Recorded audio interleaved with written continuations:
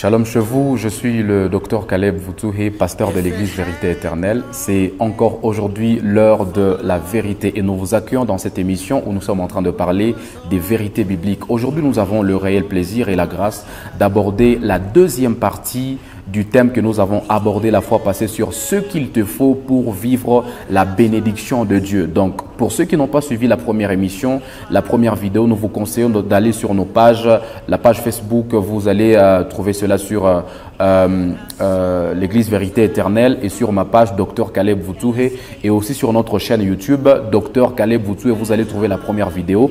Aujourd'hui, nous parlons de la deuxième partie et je vais juste donner le texte qui va nous orienter dans tout ce que nous allons dire aujourd'hui. Dans 1 Roi chapitre 17, 9 et 10, on nous parle de l'histoire du prophète Élie. À un moment donné, il n'y a plus de pluie et des choses qui se sont passées. Dieu l'a orienté vers le torrent de Kérit. Lorsqu'il est allé vers le torrent de Kérit, Dieu, pendant un certain moment, il a nourri avec le corbeau qui était en train de venir avec le pain et il s'abreuvait auprès de l'eau du torrent. À un moment donné, lorsque le torrent a séché, Dieu l'a orienté vers Sarepta. Lorsqu'il est allé à Sarepta, Dieu lui a dit, là, tu vas rencontrer une femme veuve qui va pourvoir à ta nourriture. Aujourd'hui, je parle de la personne de ta bénédiction. L'autre fois, j'ai parlé du lieu de ta bénédiction. Aujourd'hui, je parle de la personne de ta bénédiction. Je vais simplement dire que plusieurs bénédictions de Dieu passent forcément par des hommes. Deux fois, pour que Dieu te donne l'argent, il permettra que tu sois à côté de quelqu'un qui a déjà l'argent.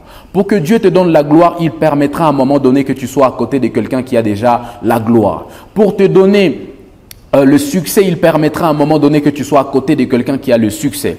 Pour te donner le travail, il permettra que tu sois à côté de quelqu'un qui a déjà un bon travail. Ou même forcément, il peut permettre que tu sois à côté de quelqu'un qui n'a pas de l'argent, mais qui a quelqu'un qui a l'argent et à qui il peut te connecter. Il permettra même des fois que tu sois à côté de quelqu'un qui peut ne pas forcément avoir la gloire, mais qui a quand même à côté de lui des gens qui ont la gloire et à qui il peut te connecter. Voilà un peu pourquoi j'ai envie de dire à quelqu'un, plusieurs des choses que Dieu doit faire dans ta vie, plusieurs des bonnes choses que Dieu doit faire dans ta vie, il permettra à ce que tu sois à côté des gens qui peuvent t'emmener en cela. Ce sont des gens qui ont déjà cela ou ce sont des gens qui ont cela et à qui ils peuvent te connecter exactement. Je vais simplement dire ici, en nous révélant quelque chose dans l'histoire du prophète Élie, que quand Dieu lui a demandé d'aller à Sarepta, il l'a orienté vers une femme veuve. Logiquement parlant, quand on regarde un peu ce que Dieu avait dit à Élie et la personne auprès de qui Dieu avait envoyé Élie,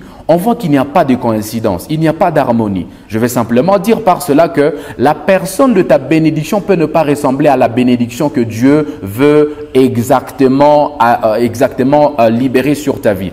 Cette personne-là peut ne pas ressembler à ce que Dieu t'a dit. Cette personne-là peut ne pas ressembler à ce que Dieu veut faire avec toi ou Dieu a dit qu'il allait faire avec toi. Tu peux être à côté d'un pasteur qui n'est pas forcément excellent, qui n'est pas forcément influent, alors que Dieu a dit qu'il allait faire de toi un homme influent ou une femme influente. Mais Dieu permet que tu sois à côté d'un pasteur qui n'est pas forcément influent, mais qui a des atouts pour t'emmener à l'influence. Dieu peut permettre à ce que tu sois à côté de quelqu'un qui n'a pas forcément l'argent, mais qui a des coopérations, qui a des connexions, qui a des relations qui peuvent t'emmener à avoir de l'argent. Et donc, la personne de ta bénédiction n'est pas obligée de ressembler à la bénédiction que Dieu a libérée sur ta vie.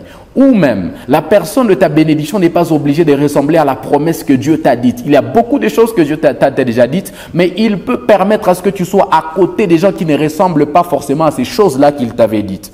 La deuxième des choses, j'ai donc envie de dire à quelqu'un, tu ne dois pas regarder la personne de ta bénédiction avec tes yeux humains. Tu dois regarder la personne de ta bénédiction avec les yeux de Dieu. Paul a dit quelque chose d'intéressant dans 2 Corinthiens chapitre 6, le 10e verset. Il dit, même lorsque nous paraissons pauvres, nous enrichissons plusieurs. Ça veut dire, notre apparence donne donne aux gens l'impression que nous sommes pauvres. Notre apparence donne aux gens l'impression que nous n'avons rien, mais en réalité, en nous, il y a quelque chose. En nous, il y a un esprit. En nous, il y a des atouts. En nous, il y a des opportunités qui enrichissent plusieurs, quoique cela n'est pas visible aux yeux des hommes. Et donc, ton pasteur peut ne pas ressembler à la gloire que Dieu t'a promise, mais il a des choses qui peuvent t'emmener à cette gloire-là. Ton pasteur peut ne pas ressembler au succès que Dieu t'avait promis, mais il a des atouts, il a des gens qui peuvent t'élever et t'exposer jusqu'à t'emmener exactement à ce succès-là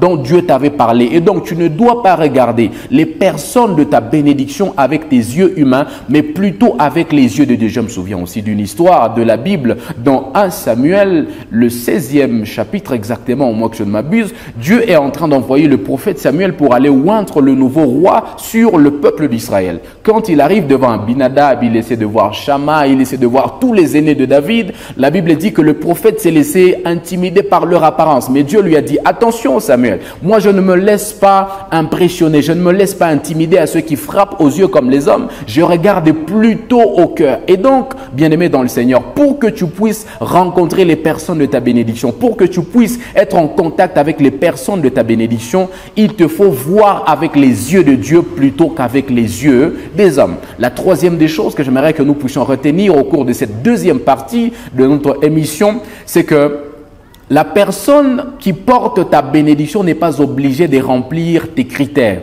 Elle est plutôt censée remplir les critères des personnes qui doivent porter les bénédictions de Dieu pour toi. Bien-aimé dans le Seigneur, cette personne-là peut ne pas donner l'image de ce que toi tu te fixais comme la femme de ta vie. Peut-être que pour les hommes, tu avais envie d'avoir une femme assez brune, assez élancée, assez ceci. Mais c'est cette personne-là exactement qui porte ta bénédiction. Lorsque Dieu te vient avec une femme, une sœur moins brune, qui n'est pas vraiment brune comme tu te l'imaginais, comme tu t'étais déjà fait des critères, il te vient, ce Dieu-là, avec une sœur moins courte et tout ça là. Tu dis, mais finalement, ce n'est pas les critères que moi j'avais. Tu avais envie d'avoir une femme qui parle comme ceci, ou bien qui marche comme cela, qui a une certaine forme. Tu avais envie d'avoir une femme qui vient de telle ou telle autre famille. Ce sont les critères que tu t'étais déjà fixés, n'est-ce pas? Mais j'ai envie de te dire, bien-aimé dans le Seigneur, que la personne qui porte ta bénédiction n'est pas obligée de remplir tous tes critères. Elle est plutôt censée remplir les critères de ceux qui doivent porter les bénédictions de Dieu pour toi. Cette personne-là peut être totalement contraire à ce que tu t'étais déjà fixé comme critère. Elle peut être cette femme-là que tu ne t'es jamais imaginé, mais c'est elle qui porte ta bénédiction. Il faut faire attention. Il peut être ce genre de pasteur que tu n'as jamais imaginé. Tu ne t'es jamais un jour projeté servir à côté d'un pasteur comme celui-là, mais c'est exactement ce pasteur-là qui porte la bénédiction de Dieu sur toi. Elle peut, n'est-ce pas, être cette personne, cette dame que tu ne t'es jamais imaginé, mais c'est exactement cette dame qui porte ta bénédiction. Et donc, bien-aimé dans le Seigneur, essayez un peu de dépasser aussi vos critères. Ne regardez pas qu'en vos critères. Regardez un peu à ce que Dieu a dit. Regardez un peu à ce que Dieu vous a dit. Est-ce que Dieu est prêt maintenant à donner et à libérer sur votre vie? Bien-aimé dans le Seigneur, j'ai simplement envie de vous dire que vous ne devez pas vous fixer à vos propres décisions, à vos propres limites. Essayez de dépasser cela et regardez un peu à la manière de Dieu. Pour bien connaître et pour bien être en contact avec la personne de sa destinée, il faut plutôt regarder à la manière de Dieu. Il faut plutôt voir comme Dieu voit. Il faut plutôt interpréter les choses comme Dieu interprète les choses. Il faut plutôt plus écouter Dieu que plus écouter les hommes. Ta famille peut dire, en tout cas, nous on n'est pas d'accord avec cette femme-là parce qu'on essaie un peu de voir la famille, on essaie un peu de voir les moyens de sa famille. Peut-être que toi tu es d'une famille riche, mais ta femme vient d'une famille assez pauvre, alors que c'est exactement cette femme-là qui porte toutes les bénédictions de Dieu pour toi. Et si tu écoutes plus ta famille, si tu regardes plus aux commentaires de ta famille ou même aux commentaires de tes amis, tu risqueras de perdre la personne de ta bénédiction. Et donc, tu dois plus regarder avec les yeux de Dieu, tu dois plus entendre avec les yeux de Dieu, tu dois analyser les choses à la manière de Dieu et non à ta manière. Que Dieu vous bénisse abondamment et on se retrouve pour la troisième partie. Shalom chez vous.